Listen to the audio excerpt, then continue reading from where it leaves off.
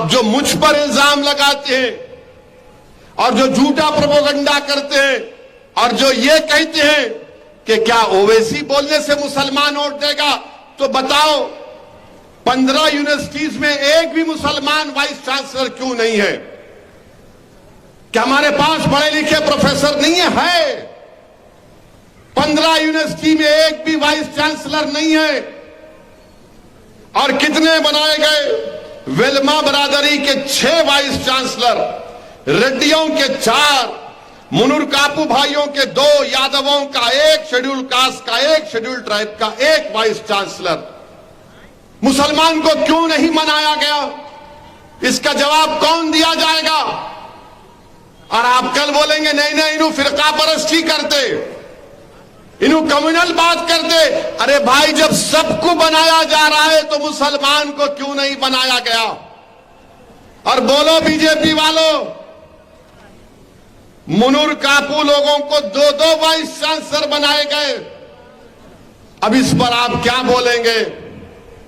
वेलमा बरादरी के 6 vice chancellor, Reddy बरादरी के 4, और no Muslim, but I am communal, मैं फिरका परस्त हूं।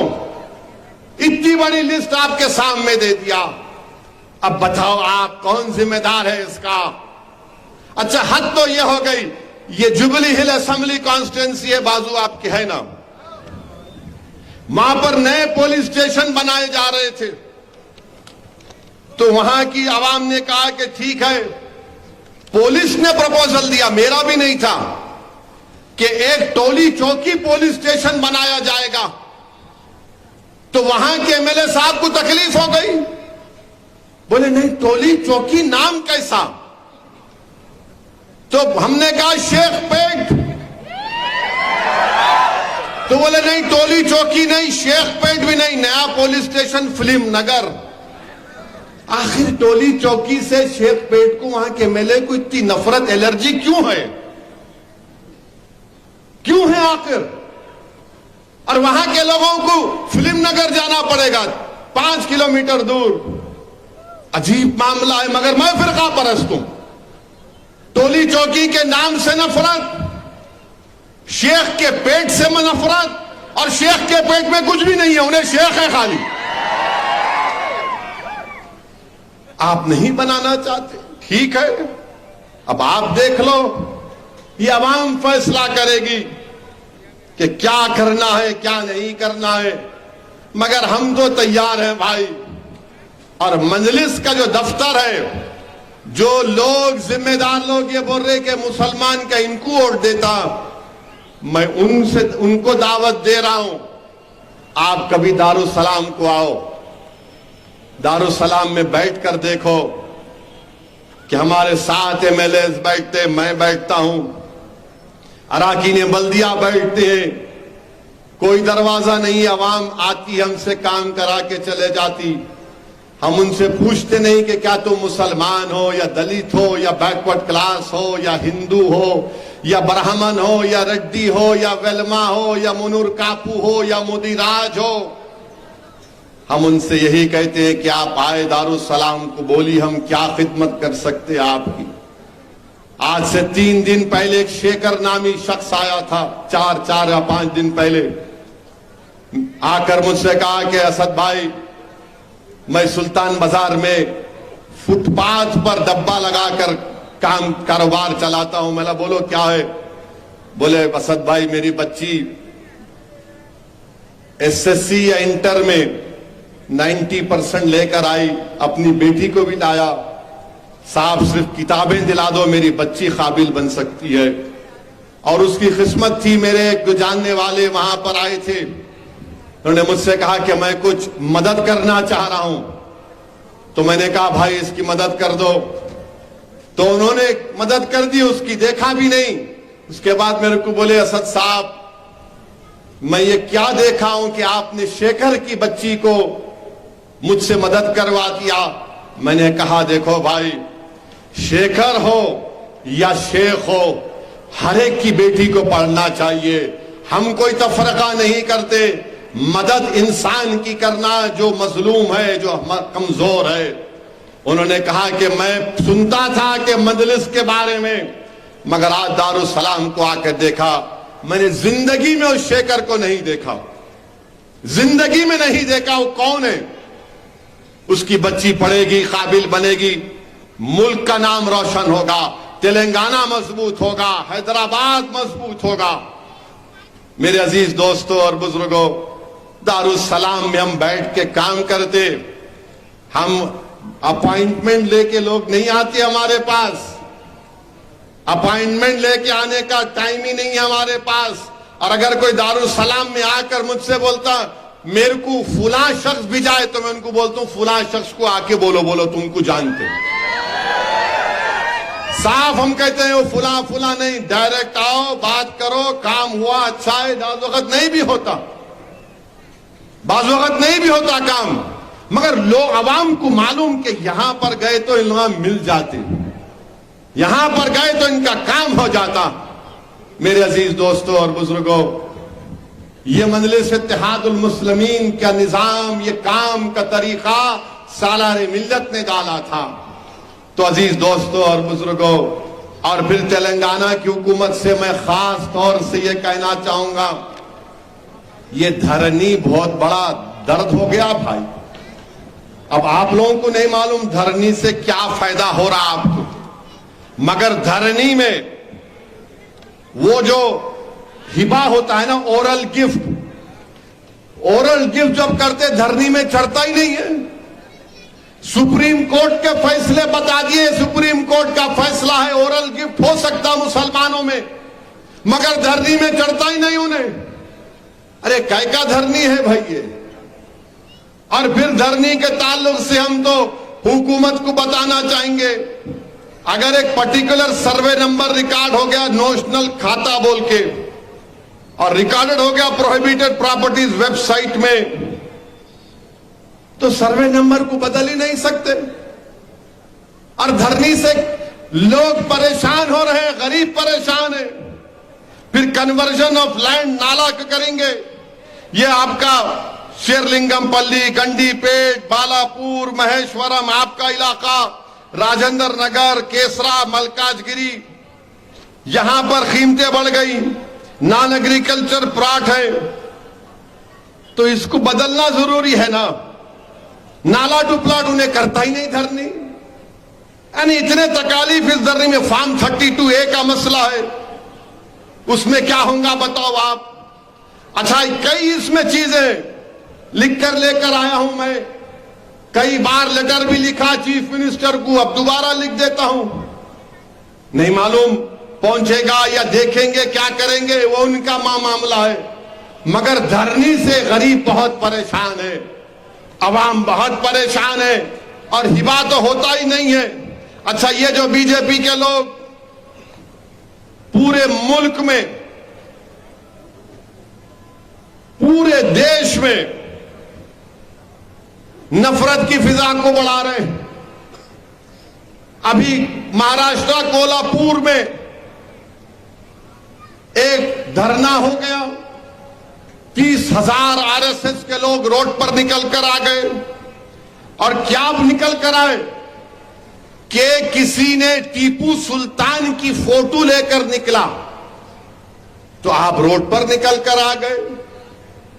मैं नरेंद्र मोदी देश के प्रधानमंत्री, वजीर आजम से और बीजेपी आरएसएस से पूछना चाहता हूं, जब आपने अनलॉफुल एक्टिविटीज प्रिवेंशन एक्ट में उसके फर्स्ट शेड्यूल में आपने 44 ऑर्गेनाइजेशन को कहा कि बैन है, तो आप एक लिस्ट बना दो कि नाम टीपू रखे तो बैन, औरंगजेब रखे तो बैन, बाबर रखे तो बैन, खिलजी रखे तो बैन, जहांगीर रखे तो बैन, बहादुर शाह जफर रखे तो बैन, शाहजहां रखे तो बैन, कुली कुतुब शाह रखे तो बैन। निकाल दो लिस्ट, ये नाम भी नहीं रख सकते आप, बोल दो। टीपू की फोटो लेकर गए, तो उनका एक मिनिस्टर है महाराष्ट्र का, गार्डियन मिनिस्टर दीपक केसरकर उनका नाम है, उन्होंने बोले कि हम 21 लोगों को पकड़ लिए। फोटो रखना जुर्म है तो बताओ कौन सा सेक्शन है आईपीसी का। आपके पास प्रोहिबिटेड लिस्ट है तो नामों की लिस्ट भी बना दो आप, और बोल दो कि असदुद्दीन ओवैसी नाम नहीं रखना, वरना उसकी जबान से भड़काऊ भाषण निकलता है। बोल दो ये नाम नहीं रख सकते आप।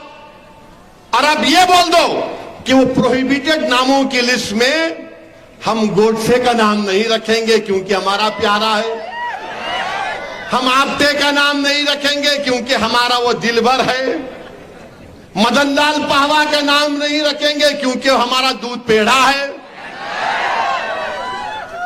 अब नाम पे भी मामला आ गया, नाम पे।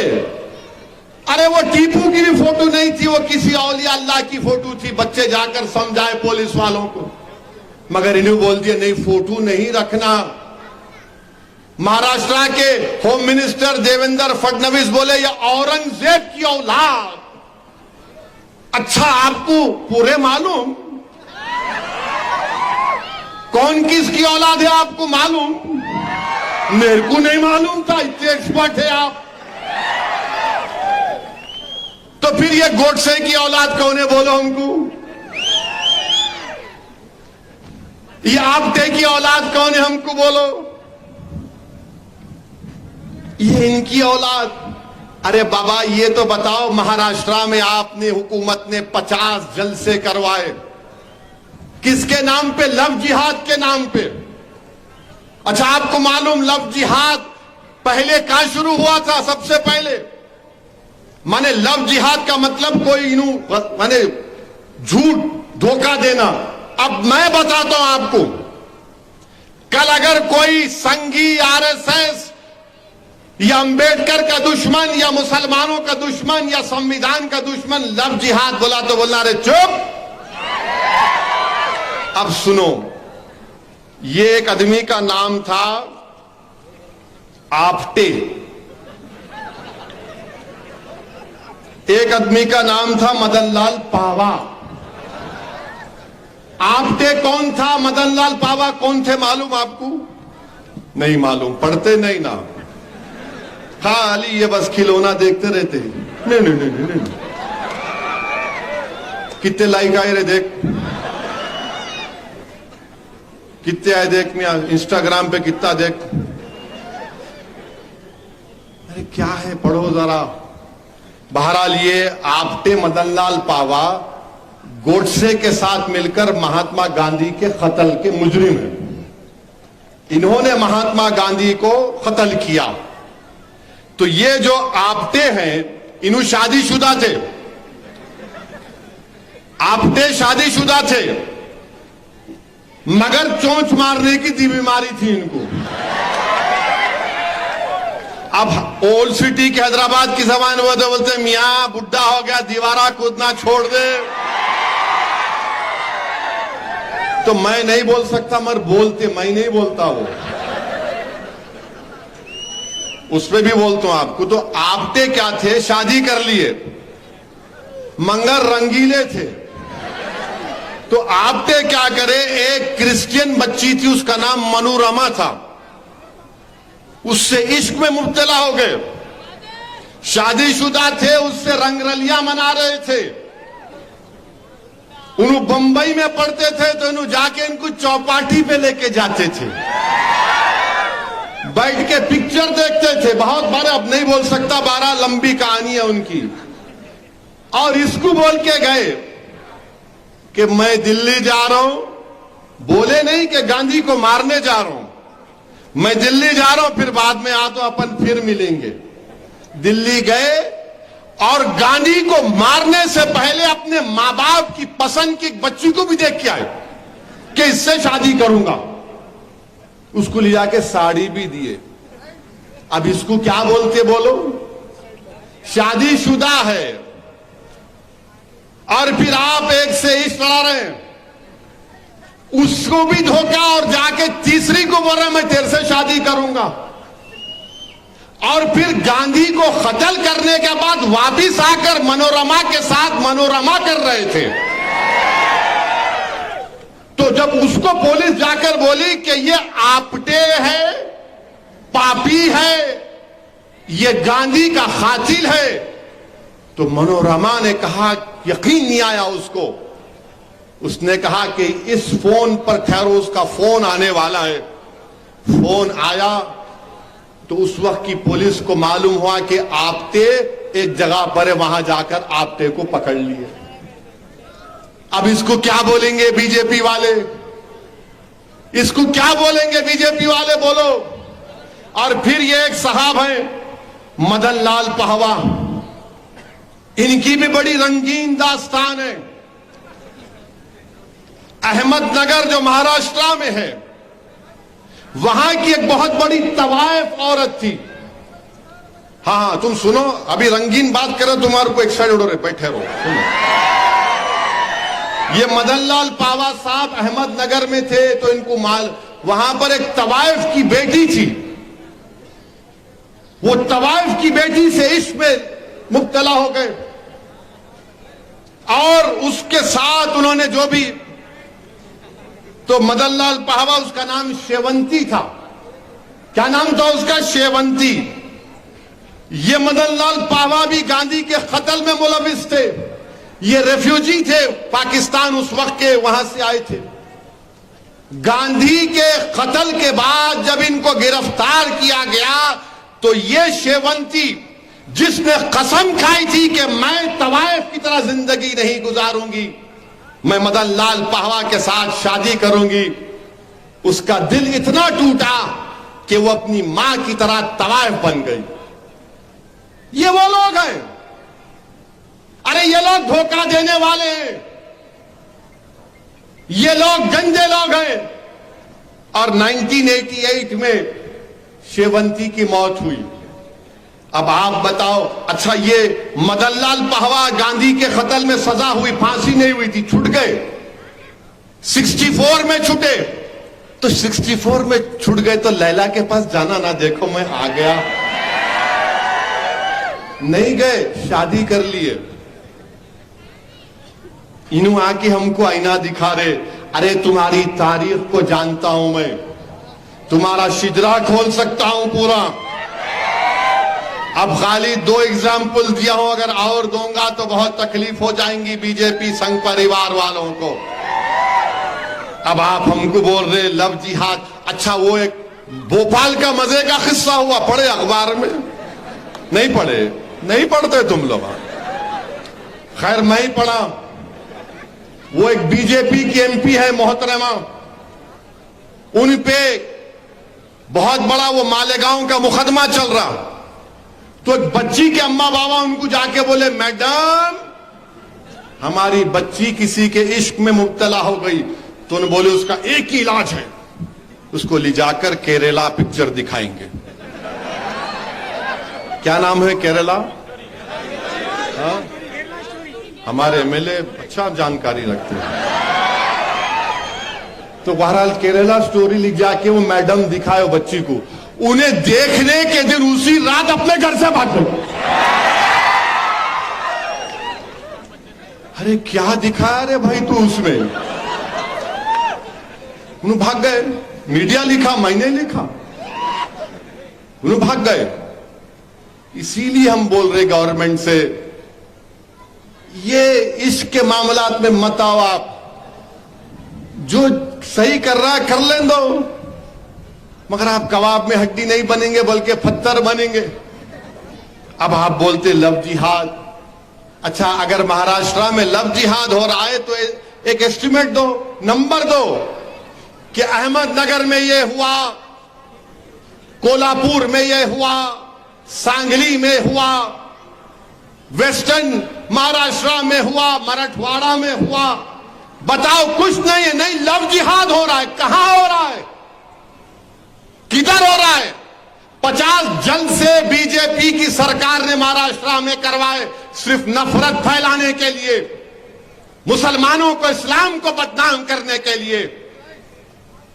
और मैं खड़े होकर जिम्मेदारी के साथ कह रहा हूं कि साजिश यही है कि पार्लियामेंट के इलेक्शन से पहले महाराष्ट्र में कोई फसाद करवाया जाए। मैं सलाम करता हूं औरंगाबाद के हमारे मजलिस के अरकान को और इम्तियाज जलील को। जब महाराष्ट्र औरंगाबाद में फसाद कराने के लिए पूरी कोशिश हो रही थी तो इम्तियाज जलील ने 3 घंटे एक मंदिर के सामने खड़े होकर मंदिर की हिफाजत की और फसाद होने नहीं दिया। इस स्क्रिप्ट पर इम्तियाज जलील ने पानी डाल दिया। इसीलिए हम महाराष्ट्र की बीजेपी की हुकूमत से, गवर्नमेंट ऑफ इंडिया से ये कह रहे हैं कि आप रोको इन चीजों को। महाराष्ट्र में आपको पार्लियामेंट जीतना है वो अलग बात है, मगर इस तरह से नहीं होगा। आपकी सरकार है, 30,000 लोग कैसे निकल कर आ गए? और ये कौन सी जबान है एक डिप्टी चीफ मिनिस्टर की, जो चीफ मिनिस्टर था 5 साल के लिए, और जो उसके अतराफ के लोग बोलते हैं कि एक दिन वो प्रधानमंत्री भी बन सकता है, वो कह रहा औरंगजेब की औलाद। फिर गोडसे की औलाद कौन है? आप्टे की औलाद कौन है? मदन लाल पावा की औलाद कौन है? मेरे अजीज दोस्तों और बुजुर्गों, फिर आप देखेंगे मध्य प्रदेश में दामू एक जिला है, वहां पर एक गंगा जमुना स्कूल है। स्कूल ने इश्तिहार दिया कि हमारे पास इतने बच्चियां पास हो गए आला दर्जात में। एक बच्ची की फोटो थी दुपट्टा डाले हुए, तो मध्य प्रदेश के चीफ मिनिस्टर का बयान आ गया, मैं अपनी भतीजियों और भांजियों पर जबरदस्ती हिजाब डालने की मुखालिफत करता हूं। गंगा जमुना स्कूल में पहुंच के उसका एफिलिएशन कैंसिल कर दी बीजेपी ने। फिर कलेक्टर को बोले, दामों के कलेक्टर गए, कलेक्टर जाकर देखे तो मालूम हुआ कि ऐसा कोई जबरदस्ती है ही नहीं, किसी को हिजाब निकाब या दुपट्टा का प्रेशर ही नहीं है। कलेक्टर ने ट्वीट किया कि सब बकवास है, झूठ है। एसपी ने कहा कि झूठ है, वहां के सुप्रीम पुलिस ने, मगर उसके बावजूद भी मुख्यमंत्री बोले नहीं कुछ तो है। उसके बाद क्या हुआ कि वहां पर उस जिले के बीजेपी के सदर ने, डिस्ट्रिक्ट एजुकेशन ऑफिसर जब अपने ऑफिस को जा रहा था तो उसके मुंह पर काली इंक फेंक दी कि तूने सही रिपोर्ट नहीं दी, वहां पर बच्चियों को, हिंदू बच्चियों को हिजाब पहनाया जा रहा है। कलेक्टर बोल रहा है, एसपी बोल रहा है, मगर नफरत है मुसलमानों से, नफरत है, हमारी बच्चियां हिजाब पहनती हैं। इससे बढ़कर और क्या कह सकता हूं मैं। उत्तर प्रदेश में बरेली से दिल्ली बस जा रही है, बस रास्ते में रुकी तो किसी मुसलमान ने कहा कि भाई एक 3 मिनट रुक जाओ, हम नमाज पढ़ लेते हैं। नमाज पढ़े तो क्या हुआ, 3 मिनट सिर्फ 2 मुसलमान नमाज पढ़े तो कृष्णपाल सिंह ड्राइवर को और मोहित यादव जो कॉन्ट्रैक्ट का एम्प्लॉय है, कृष्णपाल यादव को सस्पेंड कर दिए, मोहित यादव को बरतरफ कर दिए। क्या बोलते, सिर्फ 2 मिनट बस ज्यादा रुकी, मुसलमान नमाज पढ़े। अरे नमाज पढ़े तो क्या क़यामत आ गई बोलो। अगर नमाज पढ़ना गुनाह है तो पूरे गवर्नमेंट के दफ्तरों से किसी का भी मजहबी निशान नहीं होना चाहिए। फिर कोई कलेक्टर का ऑफिस का इनाग्रेशन हो, सेक्रेटेरिएट का हो, कोई मजहबी त्योहार नहीं होना चाहिए। 2 मिनट के लिए बस रुकी तो आपने बस के ड्राइवर को सस्पेंड, और बेचारा जो कॉन्ट्रैक्ट एम्प्लॉय था मोहित यादव, उसको आपने बरतरफ कर दिया। और सबका साथ, सबका विकास, सबका विश्वास की आप बात करते हैं। मेरे अजीज दोस्तों और बुजुर्गों, वहीं पर आप देखो ये जो हमारे दुश्मन है सियासी, बार बार खड़े होकर बोलते कांग्रेस ये, कांग्रेस वो, हमारी वो है, हम ये करेंगे वो करेंगे। अजी हजरत खाली बोलते या कुछ करते भी तुम लोग। राजस्थान में मौसम खान एक नामी शख्स को लक्ष्मणगढ़ के उनको जला दिया गया। कांग्रेस की सरकार है। फिर वहां पर जुनैद और नसीर को जिंदा जला दिया गया, किडनैप करके लेकर गए हरियाणा को जिंदा जला दिए जुनैद नसीर को। 4 महीने हो गए, 11 में से खाली 3 को पकड़े। 15 लाख का ऐलान, सिर्फ 5 लाख दिए। अरे कांग्रेसियों जो मजलिस पर उंगलियां उठाते हैं, जाओ ना वहां जाकर बोलो तुम्हारे कांग्रेस के चीफ मिनिस्टर को, अशोक गहलोत को। और हद तो यह हो गई कि जो हाफिज जाबिर, जो जुनैद और नसीर के इंसाफ के लिए लड़ रहा था, उस पर 307 का झूठा मुकदमा डाल के जेल को भिजा दिए। उसके साथ 4 औरतों पर केस बुक कर दिए। अब आप बताइए मेरे अजीज दोस्तों और बुजुर्गों, ये क्या हो रहा है हमारे मुल्क में। मेरे अजीज दोस्तों और बुजुर्गों, नफरत फैलाने का काम किया जा रहा है, लड़ाई लगाने का काम, आग लगाने का काम हुकूमतें कर रही हैं। कांग्रेस की हुकूमत है, इंसाफ नहीं करते। अरे आप 4 महीने हो गए, 15 लाख नहीं दे सकते अशोक गहलोत? आप 4 महीने हो गए, आप गिरफ्तार नहीं कर सकते जुनैद नसीर के कातिलों को। मगर ये जो सेकुलरिज्म का निकाब पहनकर मजलिस पर वार करते हैं, अरे चुल्लू भर पानी में तुम लोग डूब मरो तुम लोग। तुम में हिम्मत नहीं है ये तमाम बातें करने की। जब मजलिस करती है तो बोलते हो ओवैसी की जबान से जो फिरका परस्ती टपकती है। अरे मैं कहां फिरका परस्ती की बात कर रहा हूं, मैं एक एक बात फैक्ट्स पर कर रहा हूं, फैक्ट्स की बुनियाद पर सच्चाई को बयान कर रहा हूं। उत्तराखंड में एक इलाका है, वहां पर 2 लोगों ने मिलकर एक अक्सरियती हमारे हिंदू भाई की बेटी को, जो अंडर एज है, उसको किडनैप करने की कोशिश की। तो मुसलमान और एक हिंदू दोनों गिरफ्तार हो गए। मगर उस इलाके में पोस्टर लगा दिए गए, 15 जून तक खाली करो वरना ऐसा हो जाएगा, वो हो जाएगा। आखिर क्यों मुसलमानों को, दलितों को, आदिवासियों को इस तरह दबाया जा रहा है कि हमको दबाने से, हमको डराने से, हमको मार्जिनलाइज करने से, हमको एलियनेट करने से कि आप सत्ता में आ जाएंगे। अगर आ भी जाएंगे तो कौन सा आपको कामयाबी मिलेगी। मेरे अजीज दोस्तों और बुजुर्गों, उत्तर प्रदेश में कोर्ट में एक कैदी को फिर गोली मार दी गई, वो मर गया वहां पर। मैं शुरू से कह रहा था कि एक ठोक दो की पॉलिसी गलत है। जमहूरियत में गोली से नहीं मारा जाता किसी को, अदालत से फैसले दिए जाते हैं। मगर कोर्ट के अंदर आकर उसको कत्ल कर दिया गया।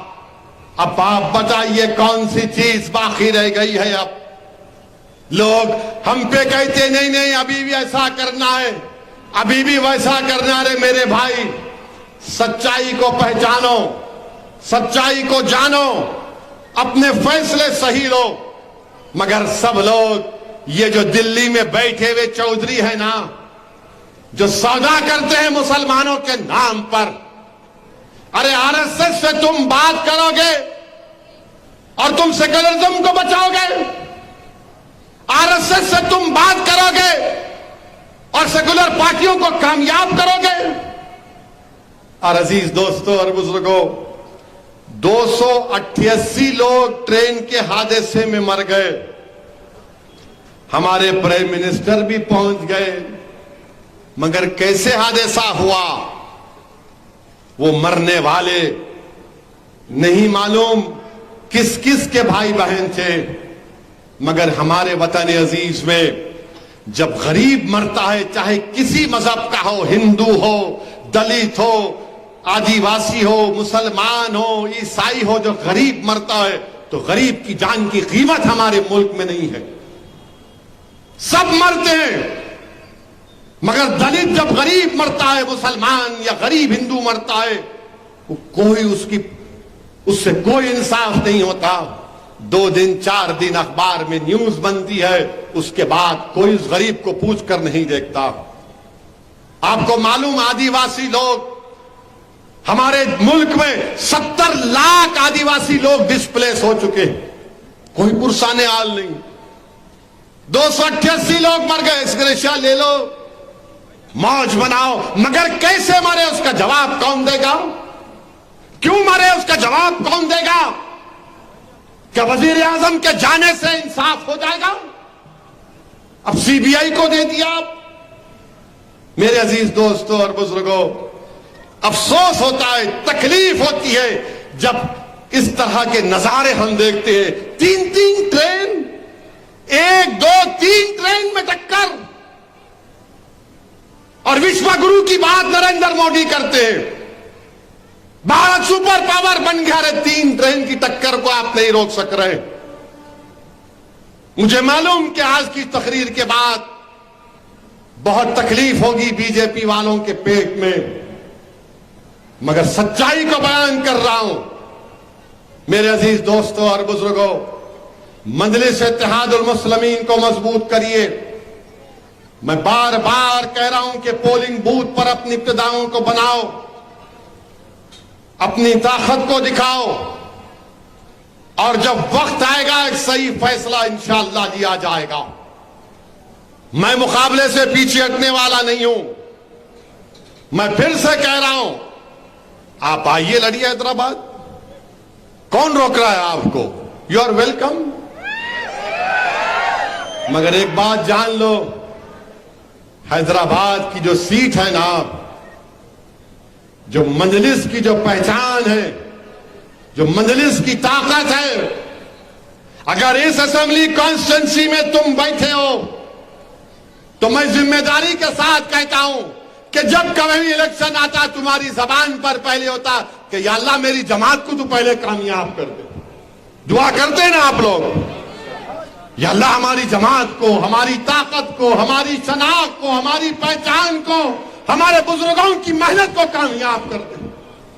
ये मेरी ताकत है, ये दुआएं मेरे साथ हैं, तुम्हारे आंसू मेरे साथ हैं, मेरे उस इज्जतदार मां और बहनों की दुआएं मेरी साथ हैं। आप मुकाबला करना चाह रहे, आजमा लो। दौलत से कोई कामयाब नहीं होता, दुआओं से कामयाब होता है। अगर दौलत से कामयाब होता तो फिर बहुत लोग कामयाब हो जाते। कोई जुल्म से कामयाब नहीं होता, कोई खिदमत से कामयाब होता है। तो मेरे अजीज दोस्तों और बुजुर्गों, आप तमाम का शुक्रिया कि आप आए। मैं आपका शुक्रिया अदा करता हूं। मेरी बातों पर गौर करिए, मजलिस को मजबूत करिए और अपनी जमात के लिए तैयार रहिए। अस्सलाम वालेकुम व रहमतुल्लाहि व बरकातुहू।